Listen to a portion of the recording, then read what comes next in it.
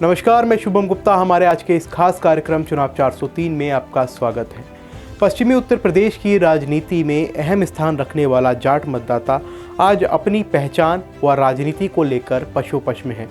इसका कारण भी है, दरअसल केंद्रीय गृह मंत्री अमित शाह ने अपने बागपत दौरे में यहाँ के जाट मतदाताओं से जो मार्मिक अपील की है वह यहाँ जाट वोटरों को पशोपश में डालने के लिए काफ़ी है।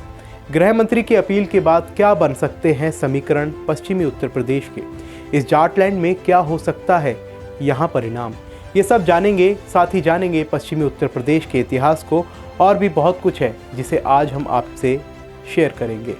तो चलिए बात शुरू करते हैं जाटलैंड की।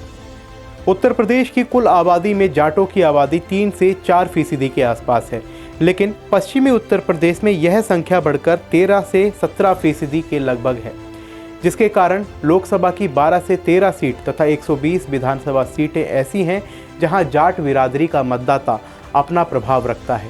इनमें से 30 सीटें ऐसी हैं जहां पर जाट मतदाता ही निर्णायक साबित होता रहा है। जाट राजनीति की बात करें तो बता दें कि हापुड़ के गांव नूरपुर में जन्मे चौधरी चरण सिंह ने यहां से जाट राजनीति को एक अलग पहचान देते हुए उसको एक ऊंचे मुकाम तक पहुंचा दिया था, जिसके जाट उसी के ठाट वाली कहावत यहाँ की राजनीति में खूब कही व सुनी जाती है। और यही कारण है कि पश्चिमी उत्तर प्रदेश को जाटलैंड के उपनाम से भी पुकारा जाता है। उत्तर प्रदेश में जाट राजनीति का कितना अहम रोल है, इसका अंदाज़ा इसी बात से लगाया जा सकता है कि ज़्यादातर राजनीतिक दलों ने अपने चुनावी अभियान की शुरुआत पश्चिमी उत्तर प्रदेश के इसी क्षेत्र से की है। आपको बता दें कि पश्चिमी उत्तर प्रदेश के सहारनपुर, शामली, मुजफ्फरनगर, मेरठ, बागपत, बिजनौर, गाजियाबाद, गौतम बुद्ध नगर, मुरादाबाद, संभल, अमरोहा, बुलंदशहर, हाथरस, अलीगढ़ और मथुरा आदि जिलों में जाट वोट चुनावी नतीजे तय करने की ताकत रखता है। आपको ये भी बता दें कि आगामी 10 फरवरी को होने वाले मतदान में जहां रालोद प्रमुख जयंत चौधरी का राजनीतिक भविष्य निर्धारित होगा, वहीं जाट समुदाय की राजनीति की दिशा और दशा भी निर्धारित होगी। इसी बात को समझते हुए भाजपा की ओर से देश के गृह मंत्री अमित शाह ने अपने बागपत दौरे में जहां जाट मतदाताओं को रिझाने का पूरा प्रयास किया, वहीं क्षेत्रीय सांसद संजीव बालियान भी क्षेत्र के जाट मतदाताओं को याद दिलाने में देरी नहीं की कि किस प्रकार से मुजफ्फरनगर दंगों के बाद केंद्रीय गृह मंत्री ने जाट समुदाय के लोगों पर सपा शासन में थोपे गए मुकदमों से छुटकारा दिलाया था।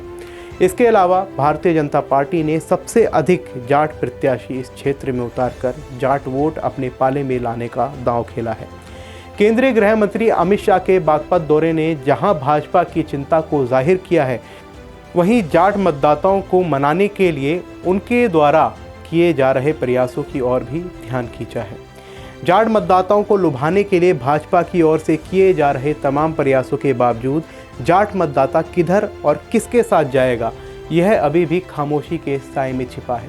लेकिन इतना तो तय है कि जाट मतदाता चौधरी चरण सिंह व अजीत सिंह के बाद जयंत चौधरी की राजनीति को दफन नहीं होने देना चाहते हैं।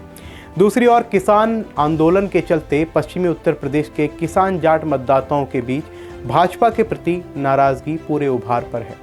दूसरी ओर किसान आंदोलन के समय जिस प्रकार मुस्लिम किसान भी जाट किसानों के साथ आए थे, उससे भी भाजपा की मुश्किल बढ़ती ही नजर आ रही है।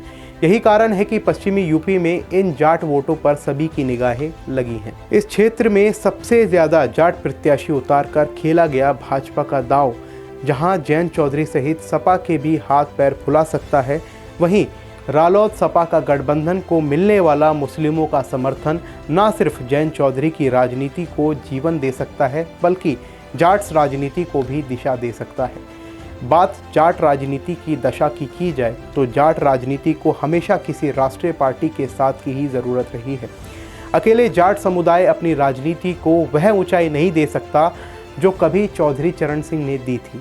इतिहास गवाह है, उस समय भी जाट मुस्लिम गठजोड़ ही था, जिसके कारण चौधरी साहब देश की सर्वोच्च कुर्सी पर पहुंच सके थे। बात करते हैं सपा के साथ रालोद के गठबंधन से जाट राजनीति को होने वाले नुकसान और फायदे की। तो बता दें कि राजनीति में समाजवादी पार्टी में ठाकुर बिरादरी काफ़ी समय तक जुड़ी रही, लेकिन अंत में क्या हुआ, ठाकुर अमर सिंह को कितना अपमानित करके सपा से बाहर का रास्ता दिखाया गया था। दूसरी ओर मुस्लिम समाज के लिए समाजवादी पार्टी हमेशा से ही पसंदीदा पार्टी रही, लेकिन मुस्लिम समुदाय को भी सपा से क्या मिला, यह भी किसी से छिपा नहीं है। यहाँ ये भी जाट राजनीति के कर्णधारों को याद करना होगा कि किस प्रकार 1989 में मुलायम सिंह यादव ने चौधरी अजीत सिंह को उत्तर प्रदेश का मुख्यमंत्री बनने से रोक दिया था और स्वयं मुख्यमंत्री बन बैठे थे। भाजपा के 3 जाट सांसद हैं और 14 जाट विधायक हैं। 2017 के चुनाव में सपा बसपा कांग्रेस से एक भी जाट विधायक नहीं बन सका था, जबकि रालोद से एक विधायक जीता था, लेकिन उसने भी बाद में भाजपा को ज्वाइन कर लिया था। बात वर्तमान की करें तो 2022 के विधानसभा चुनाव के लिए भाजपा ने पश्चिमी यूपी की 17 सीटों पर जाट प्रत्याशी मैदान में उतारे हैं, तो रालोद ने 9 जाट और सपा ने भी अपने खाते में 3 जाट प्रत्याशियों को चुनाव लड़ने का मौका दिया है। बसपा ने काफ़ी संख्या में जाट उम्मीदवारों को टिकट दिए हैं, लेकिन कांग्रेस ने जाट समुदाय पर बहुत बड़ा सियासी दांव नहीं खेला है। चर्चा जाट राजनीति की हो और पूर्व प्रधानमंत्री चौधरी चरण सिंह का जिक्र न आए तो बात कुछ अधूरी ही रह जाती है, क्योंकि पूर्व प्रधानमंत्री स्वर्गीय चौधरी चरण सिंह जाट समुदाय के लिए किसी मसीहा से कम नहीं माने जाते थे। चौधरी चरण सिंह ने अपने राजनीतिक जीवन का श्री गणेश कांग्रेस से ही किया था। 1967 में चरण सिंह ने कांग्रेस को अलविदा कहा और अपने समर्थक विधायकों के सहयोग से क्रांति दल पार्टी बनाई थी। इसके बाद वह यूपी के पहले गैर कांग्रेसी मुख्यमंत्री बने और फिर देश के प्रधानमंत्री की कुर्सी तक पहुंचे। कहा जाता है कि चौधरी चरण सिंह और किसान नेता महेंद्र सिंह टिकैत की राजनीतिक गलियारों में ऐसी धमक थी कि बिना इनके केंद्र में सरकार बन पाना मुश्किल होता था। कांग्रेस से अपने राजनीतिक जीवन की शुरुआत करने वाले चौधरी चरण सिंह ने बागपत से जाट राजनीति को हवा दी और अपने आप को जाट समाज के नेता के तौर पर स्थापित किया। अपने राजनीतिक बारिश के तौर पर उन्होंने अपने कंप्यूटर इंजीनियर के बेटे चौधरी अजीत सिंह को अमेरिका से बुलाकर राजनीति में उतार दिया था, जो 4 बार केंद्र सरकार में मंत्री रहे।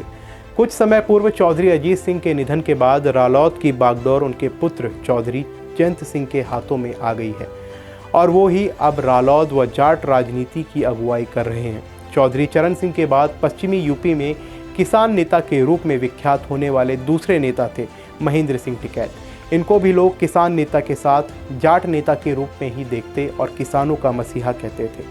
महेंद्र सिंह टिकैत ने भी अपने आप को पश्चिमी उत्तर प्रदेश के इस जाटलैंड में स्थापित किया और धर्म जाति मुक्त किसान एकता और मुस्लिम जाट जैसे मजबूत गठजोड़ को आगे बढ़ाया था। लेकिन 2013 में मुजफ्फरनगर दंगे ने सारे सियासी समीकरण को एकदम ध्वस्त कर दिया, जिसके कारण जाट और मुस्लिमों का यह गठबंधन लगभग समाप्त हो गया। यहीं से चौधरी अजीत सिंह व रालोद की सियासत भी संकट में आ गई।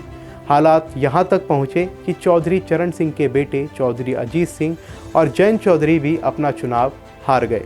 चौधरी चरण सिंह को जहाँ किसानों के बीच मसीहा के तौर पर देखा जाता है, वहीं महेंद्र सिंह टिकैत भी किसानों का मसीहा माने जाते हैं।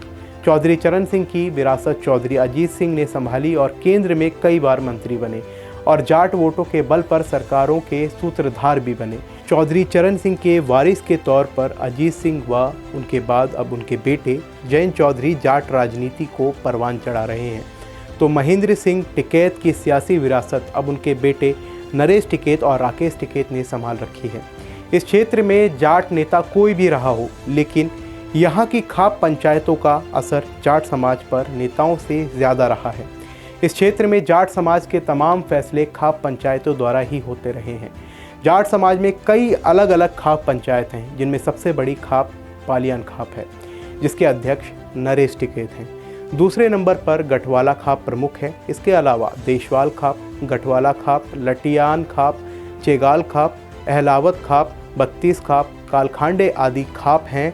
लगभग 18 माह तक चले किसान आंदोलन ने एक बार फिर से रालोद को प्रदेश की राजनीति में जीवित कर दिया है, जिसके कारण सपा को भी इस क्षेत्र में अपनी पकड़ बनाने के लिए जयंत चौधरी से हाथ मिलाना पड़ा। जब चौधरी जयंत सिंह ने किसान आंदोलन के सहारे जाट समुदाय में अपनी पकड़ मजबूत कर ली है और इसके बाद सपा के साथ मिलकर पश्चिमी यूपी में जाट मुस्लिम समीकरण को मजबूत करने के प्रयास भी एक बार फिर किए जा रहे हैं। साथ ही सपा ने भी हरेंद्र मलिक, पंकज मलिक और चौधरी वीरेंद्र सिंह को साथ लेकर जाट समीकरण को साधने का प्रयास किया है। ऐसे में यह देखना काफ़ी दिलचस्प होगा कि यहाँ जाट मतदाता सपा रालोद गठबंधन की नैया पार लगाएगा या केंद्रीय गृह मंत्री की अपील का जादू जाटों को भाजपा के पास वापस ला पाएगा। आज के कार्यक्रम में बस इतना ही। फिर मिलेंगे नई राजनीतिक चर्चा के साथ। तब तक के लिए नमस्कार।